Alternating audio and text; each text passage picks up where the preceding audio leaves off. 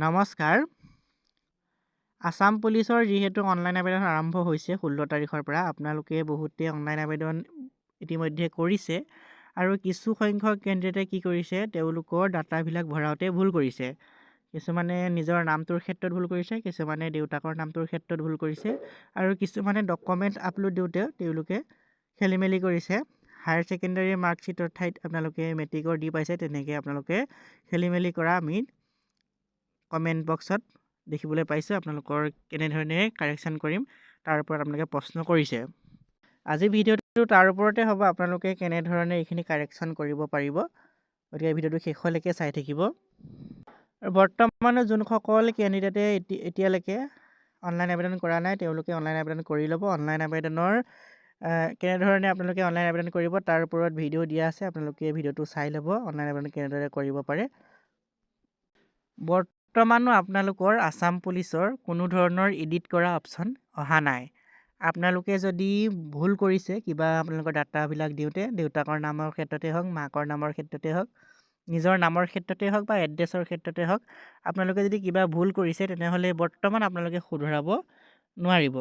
ডকুমেণ্টৰ ক্ষেত্ৰতো আপোনালোকে শুধৰাব নোৱাৰিব। আপোনালোকে ছাবমিট যিহেতু কৰিছে, ছাবমিট কৰিলে আপোনালোকৰ ফাইনেল ছাবমিট যিহেতু হৈ গ'ল, আপোনালোকে এতিয়া আৰু এইখন কাৰেকশ্যন কৰিব নোৱাৰিব।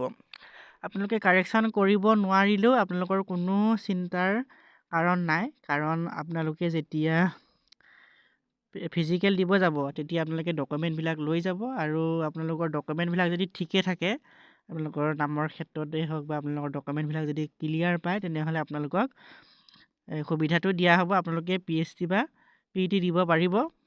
ইয়াত কোনো ধৰণৰ আপোনালোকৰ ভুল নহয়। আপোনালোকে তেতিয়া শুধৰাই ল'ব পাৰিব যেতিয়া আপোনালোকৰ ডকুমেণ্ট ভেৰিফিকেশ্যন হ'ব। আপোনালোকৰ কোনো প্ৰব্লেম নহয়, আপোনালোকে একদম খুব ধুনীয়াকৈ আপোনালোকে ফিজিকেল আপোনালোকে দিব পাৰিব, আপোনালোকৰ কোনো প্ৰব্লেম নহয়। আপোনালোকে যদি ভাবি আছে মোৰ নামৰ ক্ষেত্ৰত ভুল হৈছে, দেউতাৰ নামৰ ক্ষেত্ৰত ভুল হৈছে, ডেট অফ বাৰ্থত ভুল হৈছে, তেনেহ'লে আপোনালোকে ডকুমেণ্ট আপলোড দিওঁতে যদি ভুল কৰিছে, আপোনালোকে যদি ভাবি আছে মোৰ ফৰ্মখন ৰিজেক্ট হ'ব নেকি, আপোনালোকৰ ফৰ্ম ৰিজেক্ট নহয়। আপোনালোকে দিব পাৰিব। আপোনালোকে ফিজিকেল যেতিয়া দিবলৈ যাব তেতিয়া আপোনালোকৰ যিহেতু ডকুমেণ্ট ভেৰিফিকেশ্যন কৰা হ'ব, আপোনালোকে তেতিয়া আপোনালোকৰ ডকুমেণ্টবিলাক শুদ্ধকৈ ছাবমিট কৰিলে আপোনালোকৰ কাৰেকশ্যন কৰি দিব। বৰ্তমান ইয়াৰ কোনো কাৰেকশ্যনৰ অপশ্যন অহা নাই আৰু নাহেও। আপোনালোকৰ আমি আসাম পুলিচত এতিয়ালৈকে যিমানখিনি এডভাৰটাইজমেণ্ট আহিলে আপোনালোকৰ কাৰেকশ্যনৰ অপশ্যন অহা আমি দেখিবলৈ পোৱা নাই। গতিকে কাৰেকশ্যনৰ অপশ্যন নাহে। আপোনালোকে যেতিয়া ফিজিকেল দিব যাব তেতিয়া আপোনালোকে কাৰেকশ্যন কৰি ল'ব। আপোনালোকৰ কোনো ধৰণৰ প্ৰব্লেম নহয়। আপোনালোকৰ হয়তো নামৰ ক্ষেত্ৰত কিছুমানৰ ভুল হ'ব পাৰে, কিছুমানৰ ডকুমেণ্টৰ ক্ষেত্ৰত ভুল হ'ব পাৰে, সেইখিনি তেতিয়াই শুধৰাই ল'ব পাৰিব।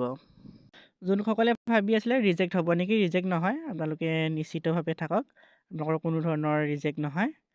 এই ভিডিঅ'টো ইমানখিনিয়ে। আপোনালোকে শেষলৈকে ধৈৰ্য সহকাৰে চোৱাবলৈ বহুত বহুত ধন্যবাদ।